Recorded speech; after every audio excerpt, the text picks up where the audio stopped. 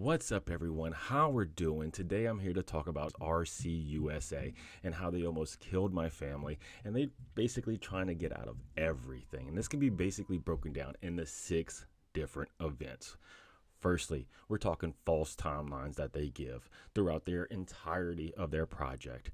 Next, number 2, we're talking about workers leaving supplies at the residence, not coming to pick it up, trying to communicate with them in about over a month's time, still trash left.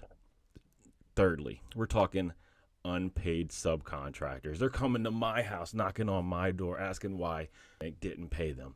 I paid my portion. The insurance company paid out. I gave it to them. They didn't pay. Hey, I don't know what's going on there.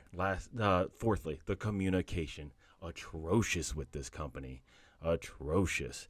It takes days, weeks to get something back from them. I don't know what they're doing. Every time you call, you talk to a secretary, you leave a message, you don't get a call back, brother. Next, a gas leak. These people punctured a gas line in my house, almost killed my family. I was sitting here sleeping with it. It's leaking. They want zero responsibility for it. You don't want to pay for nothing. I'm sitting here. Look, I don't get on here much and talk about what I do in my own time, but I'm a military personnel, and they're sitting here leaving us, stranded. We have no gas to our house. It's getting down to the 20s, come this weekend. We have no gas, no heat. This company doesn't care.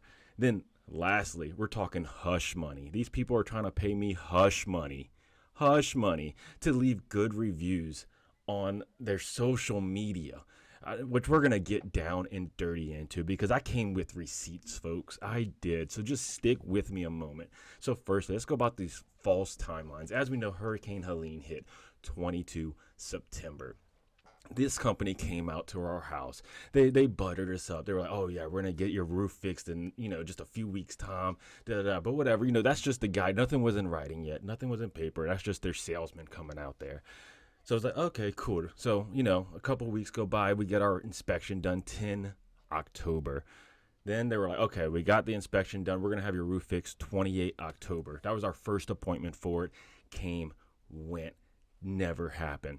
30 October, they tried again. Came, went, never happened. Then we get to our third appointment attempt, 8 November. Guess what? Same thing. Came, went, never happened.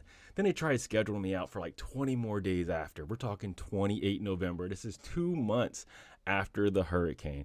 I was like, whoa, guys, this is crazy. What's taking so long? This is now our 4th attempt. So you know what? They tried moving me up. They tried doing a little good. They tried moving me up. They bumped me to 20 November. 4th one. But guess what? It came and went. They missed the appointment. Didn't happen. So they were like, you know what? We're going to come out the next day. So finally they start 21 November. They complete 24 November. They brought 2 guys out, 2 subcontractors out. It took them like 4 days to complete the project. Cool. You know what? It's done. And this is but they're also a construction company. Now they're supposed to fix our roof, the ceiling in our house that had a leak in it from the hurricane, and our fence that got blown to the side. So far, just the roof has been completed. So boom, that's how that timeline went. Then talk about communication and stuff like that. We're talking, they left trash out at my property, right? They left it linked against the fence, these plywood things they use, which we can pull up. Because look, like I said, we got receipts over here, chat. We got receipts. So look, this is my Google review I left, but they left this stuff over here. Not a big deal. A couple pieces of wood. Great. Not a big deal. But you know what? It's the fact that they left them there, chat. It's the fact that they left them there and they just keep lying. Because I notified them on 25 November. Brother, you left your trash. Can you come get it up? Guess what? They didn't. Next, I followed up. I waited. Look, this is now 6 December. Followed up. You left your trash. Are you going to come get it? Silence. Finally, I followed up again 3 days later. Remember, if you look in the Google chats, which we'll see, they said their communication's great. They respond within 24, 48 hours. No, they don't. So look, that's why I waited. 9 December, still nothing. Look, you left your trash. You're going to come get it? They're finally responding. Said, yes, we're going to send someone out their way. Do we have permission to go into your backyard? I said, yes, of course. I can't leave the trash. I can't leave this in my front yard. I have an HOA, so it has to be in the backyard. I live in a subdivision. So I said, yes, you can go into my backyard, get the trash. Watch, like I said, you can see it in the receipts. Let me pull it up real quick. Look, you scroll a little further down because they tried doing it. Boom, right here. Yes, I even told him where it was, brother. I told him where it was. It's right there. Just go in on the left. The gate is unlocked. But you know what? They left it. It is what it is. And you know what? Till this day, it's still sitting there on the side of my house waiting for them to come and pick it up. We're now in 2025. Still hasn't happened. But yeah, that's issue number 2. The trash and their communication, right? That goes down. The communication can be lumped into all of these. Next, non-pay by subcontractors. So these contractors come out to your house. They do the work. I've seen them every day for 4 days. I have them on my video doorbell camera, right? So I know what these guys look like. And then they came back a few days later, right? They came back a few days later saying the company didn't pay them. They were like, look, here's the messages right here. Hello, how are you? Apologize for writing you. I'm the person that installed your shingles on your house. I wanted to ask you if I did something wrong, blah, blah, blah.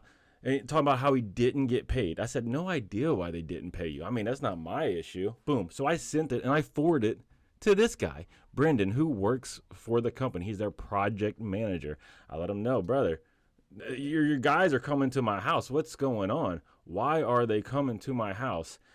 Let's see if I can get the full thing up there, because he responded and was like, hey, brother, look, don't worry about it. It's, man, how you get the full picture to show up here? He's basically like, don't worry about it, because they've been paid and all this other stuff. Whatever. It is what it is, so I'm not going to worry about it, even though these guys are coming to my house. But the main thing is that when you look at the Google responses about his guys not getting paid, contractors not getting paid. Now, this is their owner right here responding, talking about, look, response from owner right here. This is him responding to my Google things, because I broke it down on here too, my Google reviews. Feel free to go look at it. He said, contractors not getting paid. All subcontractors working with us were paid on time. Any claims suggest otherwise are inaccurate and likely misunderstood or a scam. These people were not associated with our company. Brother, I have them on my video doorbell. He acts like I don't have receipts. I have receipts. The same guys that you sent to my house to work on it was the same guy that came to my house, knocked on my door, asked my wife for my phone number when I wasn't home. He messaging me telling me he's not getting paid, and I sent it to you. Your guy even acknowledged it in the text message.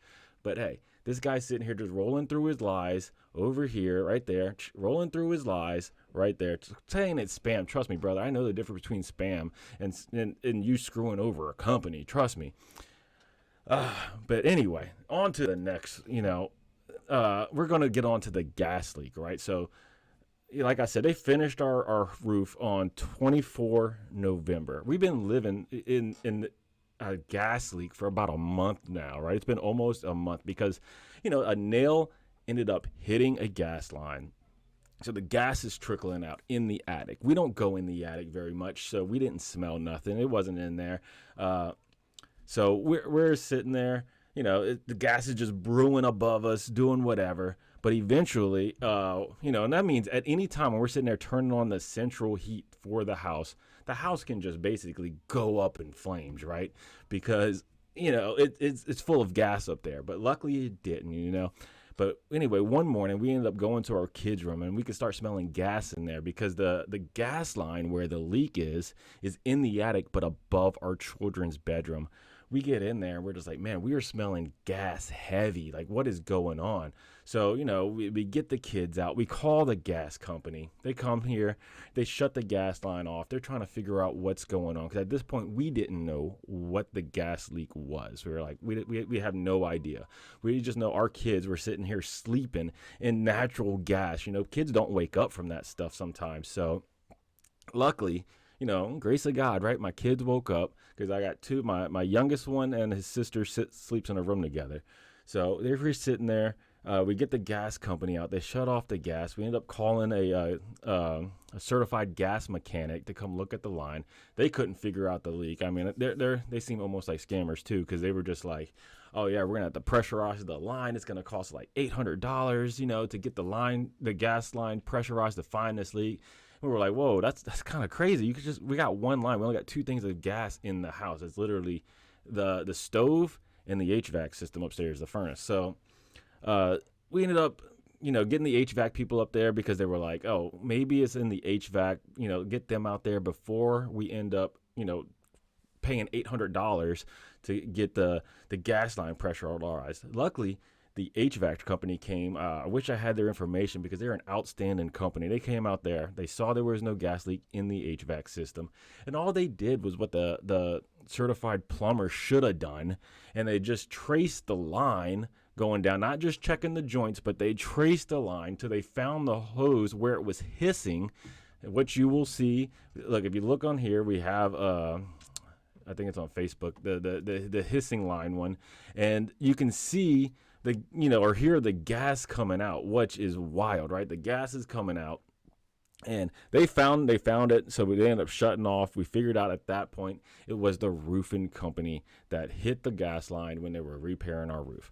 Now, immediately we notified them. We said, hey, you guys nicked the gas line. We just need it repaired, right? That's all we're asking for. Just get it fixed.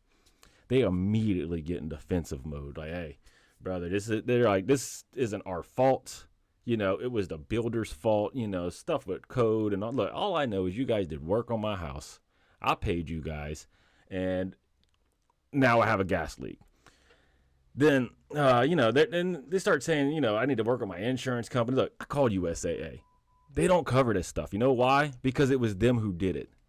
RCUSA, they should have an insurance company to cover this. Now, I did get a quote from the certified mechanic. It says going to be like $1,400 to fix my leak, because where it's at, they have to take a part of the tile or the ceiling out to get to it because it's a difficult place to access in the attic because where it runs over the line. And these guys are like the roofing company. They're just like, no, that's ridiculous, blah, blah, blah. And then they started telling me they could have a guy out. This is where it gets crazy, this hush money and all this other stuff. They're like, we can have a guy out today to come fix your roof, but it's going to end up costing you $600. You're going to have to pay it now, but we're going to refund you. Or they said they're still getting $740 or something from the insurance company. And they said, you can go ahead and keep the money from the insurance company as long as you agree to remove your comments and your posts from our social media. I'm like, what?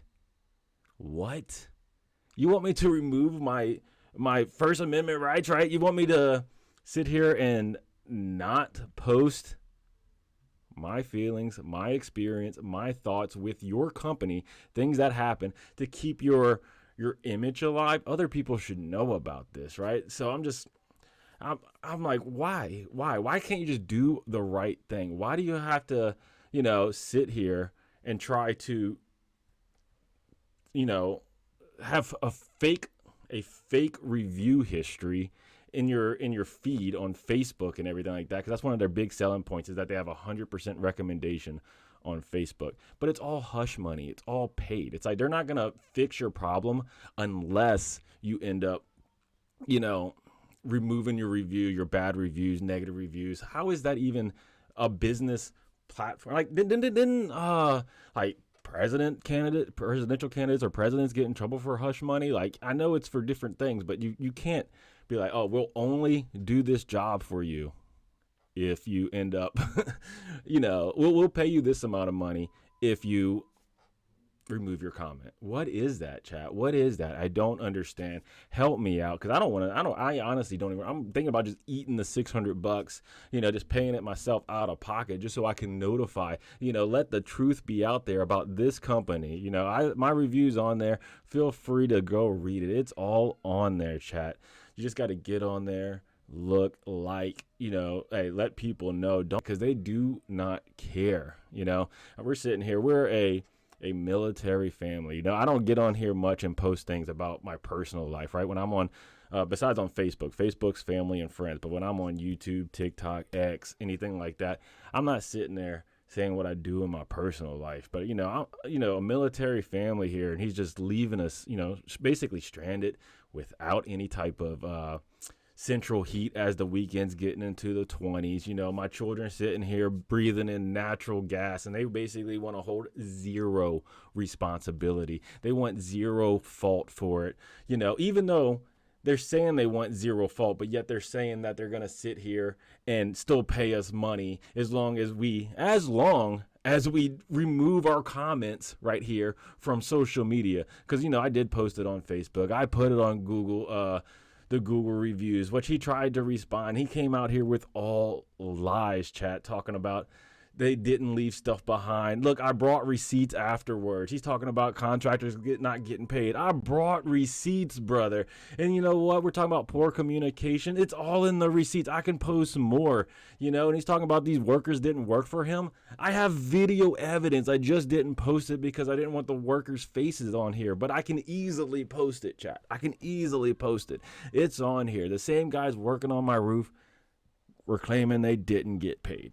So this company's all about lies. You can't trust them, can't hire them. Zero recommendation across the board. Google reviews made me put 1 star. Trust me, it would be 0, chat, but it doesn't let me. That's as far down as it goes. Do not recommend. They do not care about families. They don't care about keeping your family safe. They don't care about military families. They don't care about none of that. What they care about is their image, social media, how they look on here. You see them just defend, deflect, all this stuff, everything, but take ownership. You have to take ownership, chat, because he's out here. They're doing damage to families. They're letting gas leak. They're leaving debris. They're not paying their subcontractors. They have horrible communication. It's one thing after another. But anyway, this sums it up for today's video. I just need a little support out here. I'm trying to get the message out here about this company right here, as you see. So if you're, in any of these areas, make sure you just don't hire this company. They are horrible. Look, they do all these different service areas. I made the mistake. I'm down here in Augusta, Georgia. If you're in any of these, don't hire them. They are horrible. All their reviews are fake reviews or paid reviews, because you can't leave a negative review, because if you do, they do incomplete work and they will not finish it unless you remove your negative review. And they have terms and conditions. I have emails talking with the owner of this company, trying to get me to remove my reviews. And then that's the only way they're going to fix my gas leak. That is not how you do business, brother. You're supposed to provide an excellent customer service, and then I leave an excellent review. You don't, try to choke me into a good review or choke me out of it. It's a bad review. It doesn't work like that. This is America. Hey, I know they're trying to build a business here, but look, I'm just trying to survive like each and every one of you, chat. So anyway, go ahead, help your brother out, spread the word, and hey, as always, tighten up, brother.